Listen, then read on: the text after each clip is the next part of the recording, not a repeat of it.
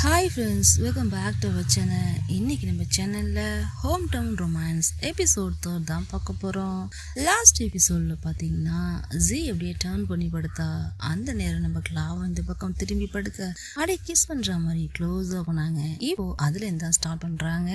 அதே மாதிரி டர்ன் பண்ணி படுக்க ரெண்டு பேரும் ஒருத்தர் பார்க்க அப்போ ஒரு சின்ன ஃப்ளாஷ்பேக். இப்போ ஜி வீட்டில் நடந்துச்சு இல்லையா ஒரு சின்ன பிரச்சனை, அந்த பிரச்சனை தான் எல்லாரும் என்னை விட்டுட்டு எங்கே போகிறீங்கன்னு கேட்க, அதுக்கு அவங்க எல்லாம் நாங்கள் இதை செலிப்ரேட் பண்ணுறதுக்காக போகிறோம்னு சொல்ல, இது நடந்ததே என்னால் தான், ஆனால் என்னை விட்டுட்டு நீங்களாம் போகிறீங்களேன்னு சொல்லி இவங்க கேட்டு, அதுக்கப்புறம் உங்கள் யாருக்குமே நான் தேவையில்ல, சாங் தான் முக்கியம், உங்களுக்கு அவள் மட்டும் தானே பொண்ணுங்கிற மாதிரிலாம் எமோஷனலாக டயலாக் பேசிட்டு போய் அழுதுட்டு இருந்தாங்க. இப்போது அதை தான் நினைக்கிறாங்க.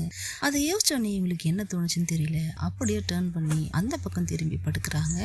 ஃபர்ஸ்ட்டு இந்த பக்கம் திரும்பி படுத்துக்கிட்டு இந்த விஷயத்தை யோசிச்சதும் அவங்க கண்ணில் அப்படியே தண்ணி வர ஆரம்பிச்சிருது. கண்ட்ரோல் பண்ண முடியாமல் எமோஷ்னல் ஆகி அப்படியே தண்ணி வந்துகிட்டு இருக்கு. அதை பார்த்த கிளாவுக்கு என்ன பண்ணுறதுன்னு தெரியல. ஏய் ஜி, என்னாச்சு, ஏன் அழறன்னு ஒரு வார்த்தை தான் கேட்டாங்க. அவங்க முன்னாடி இவங்களுக்கு அழறது என்னமா இருந்துச்சோ தெரியல. ஸோ அப்படியே டர்ன் பண்ணி படுக்கிறாங்க. டர்ன் பண்ணி படுத்ததுக்கு அப்புறம் பார்த்தீங்கன்னா அழுதுகிட்டே இருக்காங்க. அவங்க கண்ணில் தண்ணி வந்துக்கிட்டே இருக்கு. பார்த்தாலே பாவமாக இருக்கு. ஸோ கிளாவுக்கும் அவளை எப்படி கண்ட்ரோல் பண்ணுறது, என்ன சொல்லி தேத்துறதுன்னு சொல்லிட்டு தெரியல. கிளாவும் இந்த பக்கம் திரும்பி பேசு, ஏன் அழற, என்னாச்சுன்னு சொல்லிட்டு கேட்டு பார்க்குறாங்க. ஸோ இவளும் ரொம்பவே எமோஷனல் ஆகி அழுதுட்டு இருந்தா இல்லையா, அதனால அவளும் ஷேர் பண்ணணும்னு நினைப்பாள்ல, தங்கச்சிக்கிட்டையும் ஷேர் பண்ண முடியல. அவளையே இவ வெள்ளி மாதிரி பார்க்குறா. ஸோ இப்போ இவகிட்ட ஷேர் பண்ணலாமேன்னு சொல்லிட்டு என்ன நடந்துச்சுங்கிற விஷயத்த சொல்கிறா. ஜி என்ன சொல்கிறான்னா, இன்னைக்கு என்ன நடந்துச்சு தெரியுமா, என் ஃபேமிலி கூட சின்னதாக ஒரு ஃபைட் ஆயிடுச்சு. எல்லாரும் என்ன ஒரு ப்ராப்ளம் மாதிரி பார்க்குறாங்க. என்னால் அதை தாங்க முடியல. உனக்கு ஒன்று தெரியுமா, இன்னைக்கு அவங்களாம் சேர்ந்து செலிப்ரேட் பண்ணுறதுக்காக வெளியில் போனாங்க. அதுவும் என்ன செலிப்ரேஷன் நினைக்கிறேன், நான் உன்கிட்ட கஷ்டப்பட்டு போராடி வாங்கி கொடுத்த இந்த லேண்ட் ரினியூவை லீஸை கொண்டாடுறதுக்காக அவங்க போறாங்க. அது எனக்கு பிரச்சனை இல்லை, ஆனா இது யாரால நடந்துச்சு, என்னால தானே நடந்துச்சு. ஆனா அதை பத்தி கூட யோசிக்காம என்னை விட்டுட்டு ஒரு கர்ட்டசி கூட நீ வரியான்னு கூட ஒரு வார்த்தை கேட்காம அவங்க மட்டும் ஃபேமிலியா அதை செலிப்ரேட் பண்றதுக்காக போறாங்க. ஏன் தெரியுமா, அவங்களுக்கு எல்லாம் பயம், நான் ஏதாவது பண்ணிடணும், என்னால ஏதாவது ப்ராப்ளம் வந்துடுமோ அப்படின்னு சொல்லிட்டு. ஏன் அவங்க யாரும் என்ன ஒருதான பர்சனாவே பார்க்க மாட்டாங்க.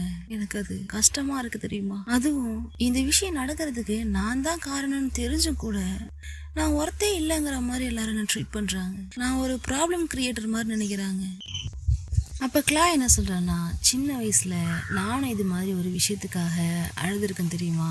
அப்படி நான் அழும் போது எங்கள் அப்பா தான் என்னை ஹக் பண்ணி அந்த அழுகையிலேருந்து என்னை வெளியில் கொண்டு வந்தார், எனக்கு ஆறுதல் சொன்னாருங்கிற மாதிரி சொல்ல, அதுக்கு ஜி அவளை என்னமோ ஹக் பண்ணுறதுக்காக இவ சொல்கிற மாதிரி நினச்சிக்கிட்டு அவளை என்ன சொல்கிறானா, நம்ப மாட்டேன், நீ என்னை டர்ன் பண்ண சொல்லி ஹக் பண்ணுறதுக்காக ட்ரை பண்ணுற, நான் இதெல்லாம் பண்ண மாட்டேங்கிற மாதிரி ஜி சொல்கிறா.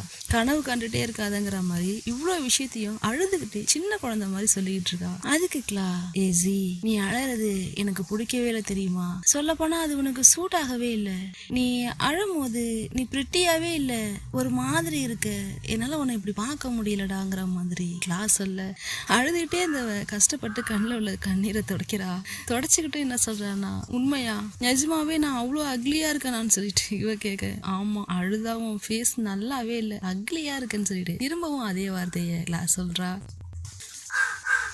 இப்போ சொன்னதை கூட ஜி எப்படி புரிஞ்சுக்கிட்டானா, என்னால் பார்க்க முடியல அப்படின்னு சொன்னதை இவ அசிங்கமாக இருக்கா அதனால் பார்க்க முடியல அப்படி சொல்கிற மாதிரி நினச்சிக்கிட்டு, என்னை உனக்கு பார்க்க பிடிக்கலன்னா நீ அந்த பக்கம் திரும்பி படுத்துக்கோன்னு சொல்லிட்டு ஜி சொல்கிறா. அதுக்கு கிளா என்ன சொல்கிறான்னா, அது இல்லைம்மா, நான் என்ன சொல்ல வந்தேன்னா, நான் சொன்னதை நீ தப்பாக புரிஞ்சுக்கிட்ட, என்னால் உன்னை இப்படி பார்க்க முடியல அப்படிங்கிறதுக்கு அர்த்தம் என்னன்னா, நீ உன்னை நான் இந்த மாதிரி பார்த்ததே இல்லைல்ல, எப்போவுமே சிரிச்சுக்கிட்டு ஜாலியாகவே இருந்துதான் நான் பார்த்துருக்கேன். ஸோ உன்னை இந்த மாதிரி பார்க்க முடியலங்கிறதுக்கு அர்த்தம் என்னால் உன்னை அப்படி பார்க்க முடியாதுங்கிறது மட்டும்தான் அப்படின்னு சொல்லிட்டு கிளாஸ் அல்ல, நான் உன்னை திரும்பி தானே படுக்க சொன்னேன், நீ ஏன் இந்த பக்கம் திரும்பி படுத்திருக்குன்னு சொல்லிட்டு ஜி திரும்பன்னு சொல்லிட்டு கிளாவை திரும்ப சொல்லிகிட்டே இருக்கா. ஸோ திரும்ப இவ சொல்லிகிட்டே இருக்காளேன்னு சொல்லிட்டு கிளாவும் அந்த பக்கம் திரும்பி படுக்கிறா. இப்போ ஜி அப்படியே லைட்டாக டர்ன் பண்ணி இவ திரும்பி படுத்துட்டாளான்னு அப்படியே உரக்கனால பார்த்துட்டு அதுக்கப்புறம் இவளும் டர்ன் பண்ணி படுக்கிறா. தூரமாக படுப்பான்னு பார்த்தா அதுதான் இல்லை, நம்ம கிளாவுக்கு கொஞ்சம் க்ளோஸாக வந்து படுக்கிறா. அதுவும் தலை மட்டும் அப்படியே கிளாவோட முதுகில் பதிஞ்சிருக்கா மாதிரி படுத்து படுத்திருக்கா. கையை எடுத்து அப்படியே கிளாவோட இடுப்புல வைக்கிறா. இதெல்லாம் பார்த்து அவ தப்பா ட்ரை பண்றாலும் நினைக்காதீங்க. அவ இப்ப லோன்லியா ஃபீல் பண்றா. சோ அந்த லோன்லினஸ் அவளுக்கு பிடிக்கல. அவளுக்கு ஹக் பண்ணிட்டு அழறதுக்கு ஒரு ஆள் தேவைப்படுறாங்க. சோ கிளாவ அப்படியே பிடிச்சிட்டு பயங்கரமா அழறா. முன்னாடி கொஞ்சமா தான் அழுதுட்டு இருந்தா. இப்ப அப்ப நீ இந்த விஷயத்த சொல்ல ஒரு ஆள் கிடைச்சிச்சுன்னு தெரிஞ்சதும் அப்படி ஒரு அழுக. சோ இவளுக்கு என்ன பண்றதுன்னு தெரியல. கிளா லைட்டா அவ கையை வச்சு அவ கையால தட்டி கொடுத்துட்டே இருக்கா. இப்போ ஏர்லி மார்னிங் ஆகுது. ஆமாம், ஏர்லி மார்னிங் தான் சொல்லணும், மார்னிங்னு சொல்ல முடியாது. ஏன்னா எப்போவுமே பார்த்தீங்கன்னா நம்ம கிளா வந்து மார்னிங் டைம் ரொம்பவே ஆக்டிவாக இருக்கிற ஆள். ஏர்லி மார்னிங்கே எழுந்து எல்லா ஒர்க்கையும் முடிச்சுட்டு வயலுக்கு போகிற ஆள். ஸோ அதுக்காக இப்போ என்ன பண்ணுறேன்னா வழக்கம் போல் அவளுக்கு பிடிச்ச ஒரு சாங்கை ப்ளே பண்ணி விட்டுட்டு அவள் பாட்டுக்கு குக்கிங் அது இதுன்னு சொல்லிட்டு வீட்டு வேலையெல்லாம் பார்த்துக்கிட்டே இருக்கா. ஆனால் நம்ம ஆளுக்கு தான் அந்த பழக்கமே இல்லையே. மார்னிங் 6 o'clock எழுந்திருக்க சொன்னால் நைட்டு 6 o'clock எழுந்திருக்கிற ஆளாச்சு. ஸோ இந்த சவுண்டெல்லாம் அவளுக்கு ரொம்பவே கடுப்பாகுது, இரிட்டேட் ஆகுது. இவ்வளோ இப்படி திரும்பி அப்படி திரும்பின்னு எப்படி திரும்பி படுத்து பார்க்குறா. அவளால் முடியல. ஒரு கட்டத்துக்கு மேலே டென்ஷன் ஆகி எழுந்திருச்சு வந்து நம்ம கிளாவை தான் திட்ட போகிறான்னு சொல்லி பார்த்தா அதுதான் கிடையாது. ஒரு ஸ்ப்ரே பாட்டிலை எடுத்து கீழே இருக்கிற கோழி அடிச்சிடுறா சேவலை. ஏய், இதுக்கப்புறம் நீங்கள் கத்திக்கிட்டே இருந்த அவ்வளோதான் பார்த்துக்க. நாங்கள் எவ்வளோ நேரம் தூங்குறதுக்கு ட்ரை பண்ணுறேன், நீ ஏன் கத்திக்கிட்டே இருக்க? ஏர்லி மார்னிங்னா சேவல் கூவுறது நார்மல் விஷயம் தானே. ஆனால் அந்த மாதிரி விஷயம்லாம் நம்ம ஆளுக்கு பழக்கம் இல்லைல்ல. ஸோ அவள் டென்ஷன் ஆகி அந்த சேவல் அந்த இடத்த விட்டு ஓடுது. அப்போ கிளாவுக்கு ஏதோ சவுண்டு கேட்குற மாதிரி இருக்குன்னு சொல்லிட்டு என்னாச்சு இவளுக்கு, ஏன் கத்திட்டு இருக்கான்னு ஸ்டவ் ஆஃப் பண்ணிட்டு இவனும் எழுந்து வந்து பார்த்தா கீழே ஸ்ப்ரே பாட்டில் கிடக்கு. ஏ இடியட், என்ன நீ கோழி வளர்க்குற? அது மட்டும் இல்லாமல் எதுக்கு அந்த மியூசிக்கை போட்டு நீ இந்த கத்துற? தயவு செய்து அதை ஆஃப் பண்ணுங்கிற மாதிரி ஜி சொல்லிட்டு திட்டிக்கிட்டு இருக்கா. அது மட்டும் இல்லாம அந்த சேவலை இங்கேருந்து தூக்கிட்டு போயிடு, இல்லைன்னு வச்சுக்க நானே கழுத்தை திருகி போட்டுருவேன், அவ்வளோதான் பார்த்துக்கங்கிற மாதிரி பயங்கரமா திட்டிட்டு விண்டோவை க்ளோஸ் பண்ணிட்டு அவ போக கீழே நின்று நமக்குலாம் அப்படியே பார்த்து சிரிச்சுட்டே போறா. மறுபடி போயிட்டு அங்க இருக்கிற ரேடியோவை ஆஃப் பண்றா. என்ன பொண்ணு இவ அப்படின்னு சொல்லிட்டு இவளை நினைச்சு சிரிக்கிறான்னு வச்சுக்கோங்களேன். சரின்னு சொல்லிட்டு இப்போ அவ எழுந்து கிளம்பிட்டா. இவளையும் எழுப்புறா வந்து. அப்போ அதுக்கு முன்னாடி ஒரு சின்ன வாய்ஸ் ஒரு மாதிரின்னு வச்சுக்கோங்களேன். இவ தூங்கிட்டு இருக்கிறத அப்படியே ரசிக்கும் போது அவ தலை முடியல அழகா கைய வச்சு, நான் இவ்வளவு வீக்கான பொண்ணுன்னு எனக்கே தெரியாது தெரியுமா? ஒரு பொண்ணு அழுதுட்டு இருக்கும் போது நான் ரொம்பவே வீக் ஆயிடுறேன். இப்போ நான் ஷியூரா சொல்றேன், என்னைக்குமே உன்னை நான் அழவிட மாட்டேன் சி, என்ன நீ நம்புங்கிற மாதிரி இவ சொல்றா. இவளுக்காக ட்ரெஸ் எடுத்துட்டு வந்து அவ பக்கத்துல வச்சுட்டு போறா. அவள் வழக்கம் போல் வயல்வெளியெல்லாம் பார்க்கறதுக்காக போயிட்டா போல். இப்போ நம்ம ஆள் கீழே இறங்கி வர அப்போ அங்கே அந்த ஜீவ் இருக்கான் இல்லையா, அவங்க உட்காந்து சிக்கன் சாப்பிட்டுக்கிட்டு இருக்கான். ஏ டேப்பாம்னு சொல்லிட்டு அவள் எப்போவுமே மண் புழிந்தான்னு சொல்லி கூப்பிடுவா. ஏ டேப்பாம் என்ன பண்ணிட்டு இருக்கேன்னு சொல்லி கேட்டதும் பார்த்தா தெரியல, கிரில்டு சிக்கன் சாப்பிட்றேன், உனக்கு வேணுமான்னு சொல்லிட்டு இவனும் கேட்குறான். அப்படியே இவளும் அப்படியே சிக்கனை பார்க்குறா. சிக்கன் அப்படியே குறுகுறுன்னு பார்க்குறா, நார்மலாக பார்க்கல. என்னாச்சு, உனக்கும் கொஞ்சம் வேணுமா இந்தான்னு சொல்லிட்டு வாயில ஊட்டி விடுறதுக்காக ஜீவ் போறான். ஏய், நீ பாட்டு கம்முன்னு சாப்பிட்றான், என்ன தொந்தரவு பண்ணாதான்னு சொல்லிட்டு அந்த பிளேட்டை கொஞ்சம் திருப்பி பாக்குறா. என்னத்தான் பாக்குறா, எதுக்கு குறுகுறுன்னு பாக்குறான்னு பார்த்தா கொண்டு போய் பேக வச்சுட்டு யாரையே தேடுறா. ஜோன்னு சொல்லிட்டு அந்த சேவல் இருக்குல்ல அதோட பேர் தான் ஜோன், அதை காணுன்னு சொல்லிட்டு பயங்கரமா தேடிட்டு இருக்கா. இவன் எதுக்குடா அங்க உள்ள சிக்கனை பார்த்துட்டு எங்க போய் ஜோனை தேடுறான்னு பார்த்தா, ஏய் என்னாச்சு ஜோன் எங்கன்னு சொல்லிட்டு கேக்குறா. இப்பதான் ஜீவுக்கு ஒரு சின்ன பிளாஷ்பேக்னு வச்சுக்கோங்களேன். நம்ம கிளா இருக்கல, அவ வந்து வழக்கம் போல ஃபார்முக்கு போகும்போது ஜோனையும் கூட கூட்டிட்டு போறா. அதை எங்க தூக்கிட்டு போறேன்னு சொல்லிட்டு இவன் கேட்கும்போது அவ என்ன சொல்லியிருக்கான்னா, கொஞ்ச நாள் என் பிரதர் வீட்டுல விட்டுட்டு வரேன், இது மார்னிங் கத்திக்கிட்டே இருக்கு, இது வந்து ஜீக்கு கொஞ்சம் கஷ்டமா இருக்கு தூங்குறதுக்கு, அதனாலதான் சொன்னதும் ஊஹூ அந்த லேடி அங்க தூங்கினாலான்னு சொல்லிட்டு இவன் வழக்கம் போல கத்துறான். ஆமா, அதனால என்னடா பங்குற மாதிரி இவங்களும் கேட்க, ஓ அவ 2 பேரும் ஒண்ணு சேர்ந்துட்டீங்க, உனக்கே அவளை பிடிச்சிருக்கு, அவ யாரு உனக்குன்னு சொல்லி கேக்குற போது அவ உன் கேர்ள் ஃப்ரெண்டான்னு சொல்லிட்டு இவன் கேக்குறான். அதுக்கு அவங்க ஆமாண்டா அதனால என்னடா இப்பங்கிற மாதிரி இவங்களும் சொல்றாங்க. சரி, எப்ப அந்த பேரட் லேடி கிட்ட நீ விழுந்தன்னு சொல்லிட்டு எப்ப பார்த்தாலும் பச்சைக்கிளின்னு தான் சொல்லிட்டு ஜிஏ இவன் கூப்பிடுறான். எனக்கு அதெல்லாம் தெரியலடா, ஃபர்ஸ்ட் டைம் பார்த்தேன், அந்த இடத்துல நான் விழுந்துட்டேன்டாங்கிற மாதிரி கிளாவும் சொல்ல, ஓ லவ் அட் ஃபர்ஸ்ட் சைட்டா, சூப்பர் ப்ரோன்னு சொல்லிட்டு ஹைஃபை பண்றான். 2 பேரும் ஹைஃபை பண்ணிட்டு ஜாலியா இருக்காங்க. ஸோ அதனால் இன்னையிலிருந்து நீ ஜீ கிட்ட ரொம்பவே கேர்ஃபுல்லாக இருக்கணும். சொல்லப்போனால் என்ன உனக்கு எவ்வளோ பிடிக்குமோ அந்த அளவுக்கு உனக்கு ஜீயையும் ரொம்ப பிடிக்கணும். சரியா? இனிமேல் ஒழுங்காக பார்த்து நடந்துக்கடா. சும்மா அவளை போட்டு தொந்தரவு பண்ணிட்டு இருக்காதுன்னு சொல்லிட்டு இவ்வளோன்னு சொல்ல, சரி சரி நான் கிளம்புறேன், நீ போயிட்டு அங்கே இருக்கிற ஃபுட்டை வேஸ்ட் பண்ணாமல் நல்லா சாப்பிடு. சரியா? அவள் எழுந்திரிச்சு வருவா, அவளையும் சாப்பிட சொல்லுன்னு சொல்லிட்டு இவன் அந்த இடத்த விட்டு போயிட்டா. ஆக்சுவலி இதுதான் நடந்திருக்கு. ஆனால் இப்போ நம்ம ஆளு கதையவே மாற்றிட்டான். இப்போ ஜோனை காணோன்னு சொல்லிட்டு இவன் தேடினா இல்லையா? ஸோ இவன் என்ன சொல்லிட்டானா, ஐயோயோ ஜோன் நீ தானா இது, நீ தானே தெரியாமல் நான் சாப்பிட்டுட்டு இருக்கேனேன்னு சொல்லிட்டு பயங்கரமாக அழ ஆரம்பிச்சிடுறான். இவளுக்கு தூக்கி வாரி போட்டுருது. ஐயோ ஒரு பேச்சுக்கு தானே ஜோனோட கழுத்தை திருவிடுவோன்னு சொன்னோம், இவன் உண்மையிலாவே திருவி அந்த ஃபுட்டாகவே ஆக்கிட்டாளேன்னு சொல்ல, ஐயோ ஜோன் நீ செத்துட்டியா, நீ போனது தெரியாமல் நான் உன்னையே சாப்பிட்டுட்டு இருக்கனேன்னு சொல்லிட்டு ஜீவும் பயங்கரமாக இவன் அழறத பார்த்து ஜீயால தாங்க முடியல. அவனும் அழுறா, இடியட் நீ ஏன்டா ஜோனை சாப்பிட்ட, நீ ஏன்டா ஜோனை சாப்பிட்டேன்னு போட்டுட்டு 2 பேரும் சேர்ந்து ஒப்பாரி வைக்கிறாங்க. ஐயோ ஜோன்னு சொல்லிட்டு இவளும் பிளேட்ல இருக்கிற சிக்கனை தூக்கி வச்சு பயங்கரமா அழுறா. நான் உனக்கு எவ்வளோ ரைஸ் கொடுத்துருப்பேன்னு சொல்லிட்டு ஜீவ அவன் அழுறத பார்த்து அதுவும் சொல்லி அழறத பார்த்தது இவளுக்கு இன்னும் அழுக வருது. 2 பேரும் சேர்ந்து பயங்கரமா அழுதுகிட்டு இருக்காங்க. இந்த ஜீவ் இவளை வச்சு நல்லா ஃபன் பண்ணிட்டான். அந்த நேரம் அங்கே கிளா வர, என்னாச்சுன்னு சொல்லிட்டு இவங்களை கேட்குறாங்க. ஜி எதுக்காக அழுதுட்டு இருக்கேன்னு சொல்லி வந்து கேட்க, சரி நான் கொஞ்சம் தூரமாக இதை எடுத்துகிட்டு போய் சாப்பிட்றேன்னு சொல்லிட்டு கையில் வச்சு இந்த சிக்கனை எடுத்துகிட்டு ஜீவ் அந்த இடத்த விட்டு கொஞ்சமாக நழுவி ஓடுறான். ஓகே ப்ரோ, நீ உன் கேர்ள் ஃப்ரெண்டு கூட ஜாலியாக இரு, நான் கிளம்புறேன் ப்ரோன்னு சொல்லிட்டு அவன் அந்த இடத்த விட்டு போக, இந்த டேப் அவன் இருக்கான்ல அவன் சிக்கனை சாப்பிட்டுட்டான், அதுவும் ஜோனை சாப்பிட்டுட்டான். நான் ஜோன் எங்கன்னு கேட்டேன்னா அவன் பயங்கரமாக அழ ஆரம்பிச்சிட்டான். பிளேட்டை பார்த்து அழுதுகிட்டு இருந்தான். ஜோன் தானாமே இது, லூஸு நீ எதுக்காக இப்படி பண்ணுனே, ஜோன் காலைல கத்துனதை என்னால் தாங்க முடியலன்னு நான் அதுக்காக நீ அவனை கொன்னுடுவியா, நீ என்ன அந்த அளவுக்கு மோசமான ஆளான்னு சொல்லிட்டு இவ பயங்கரமா கத்த. அதை பார்த்து கிளாவுக்கு ஒரே சிரிப்பு தாங்க முடியல. இவ சிரிக்க அவளுக்கு டென்ஷன் ஆகுது. சொல்லுன்னு போட்டு குளுக்கணும்.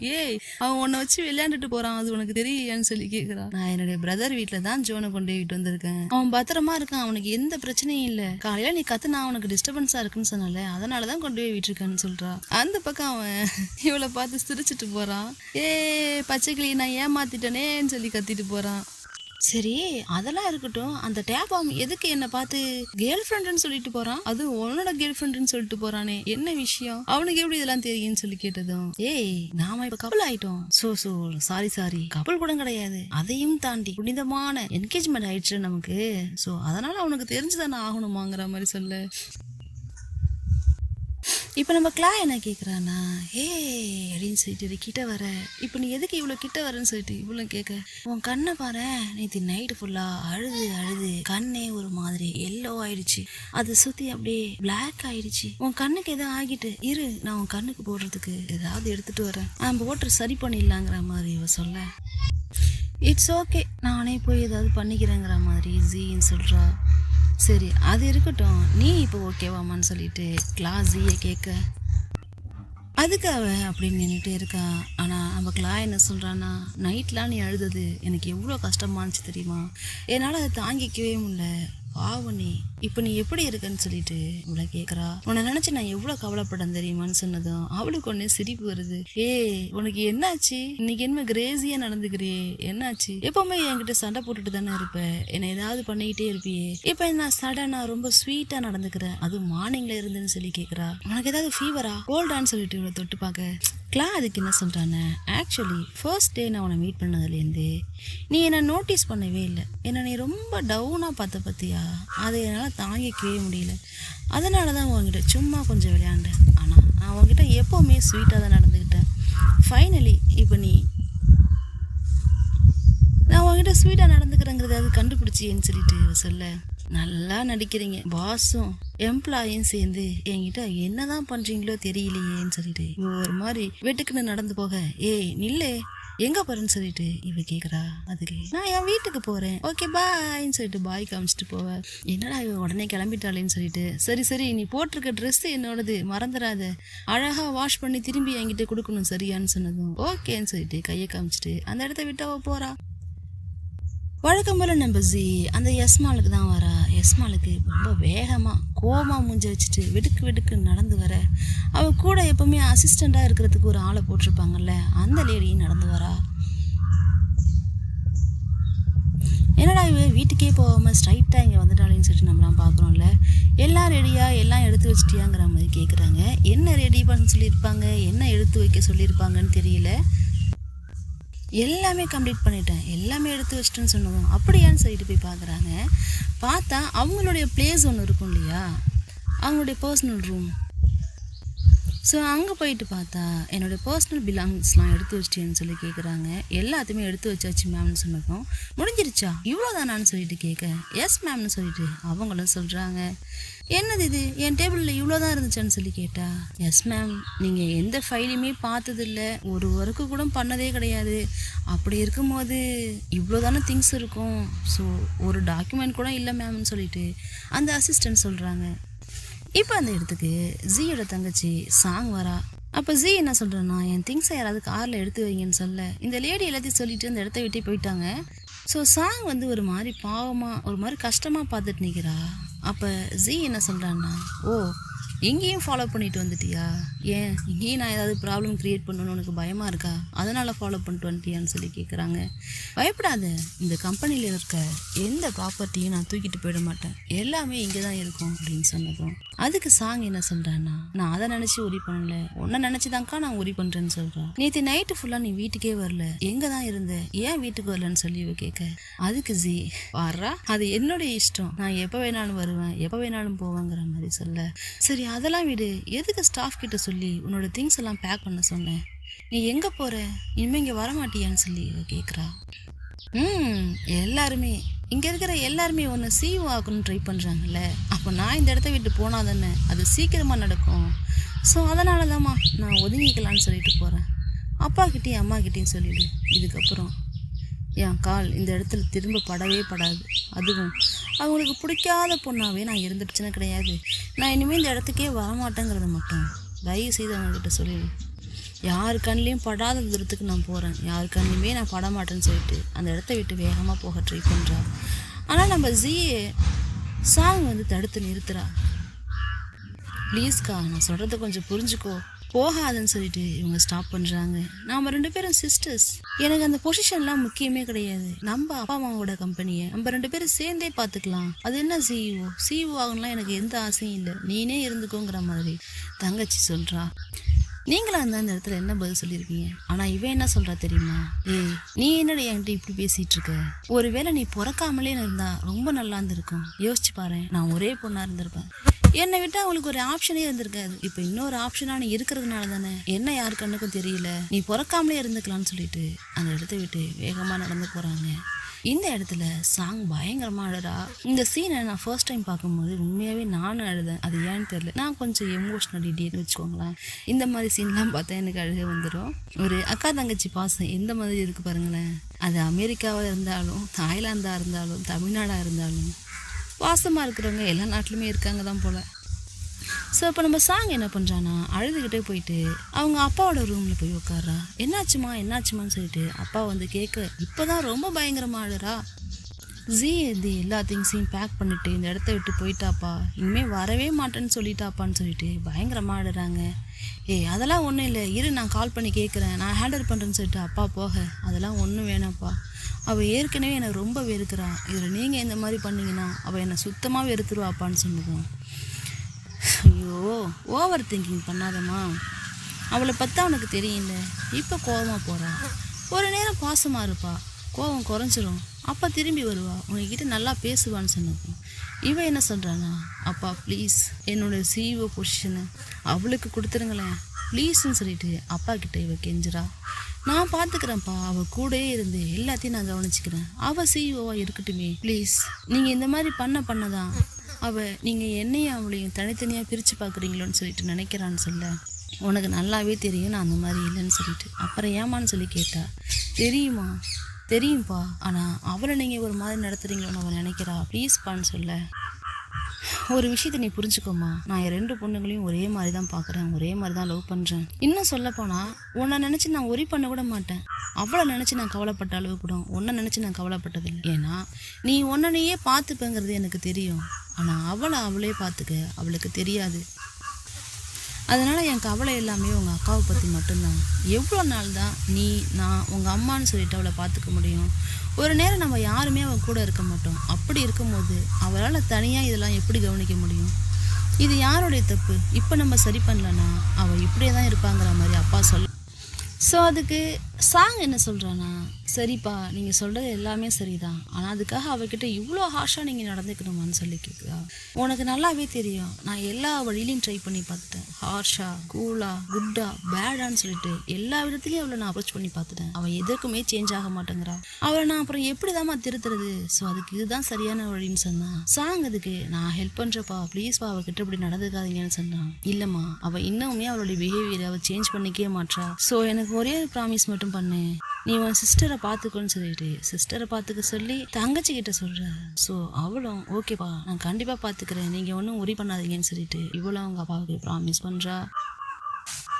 இப்போ நம்ம கிளாவை காட்டுறாங்க. கிளாவும் அந்த வில்லேஜ்லேயே இருக்கிற பெரிய ஹெட் இருப்பாங்க இல்லையா, பஞ்சாயத்தார், அந்த மாதிரி ஒரு பஞ்சாயத்து தலைவர்னு வச்சுக்கோங்களேன். 2 பேரும் பேசிகிட்டு இருக்காங்க.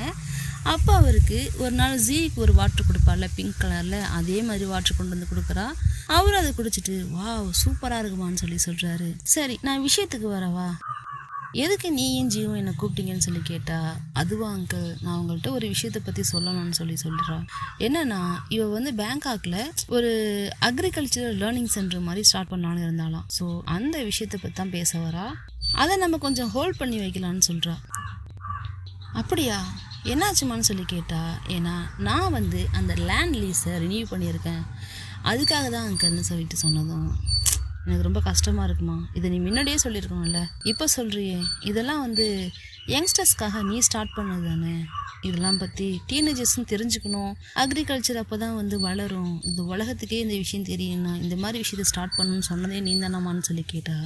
அதுக்கு கிளாவும் ஆமாம் அங்கிள் அதெல்லாம் சரிதான், but I am extremely sorry அங்கிள்ங்கிற மாதிரி இவ அவர்கிட்ட சாரி கேட்குறா. இட்ஸ் ஓகே, இதுக்கு நீ சாரி கேட்க வேண்டிய அவசியமே இல்லை. உன்னுடைய பிளானு, உன்னுடைய காசு, உன்னுடைய லேண்டு, இதில் என்னமா இருக்குன்னு சொல்ல.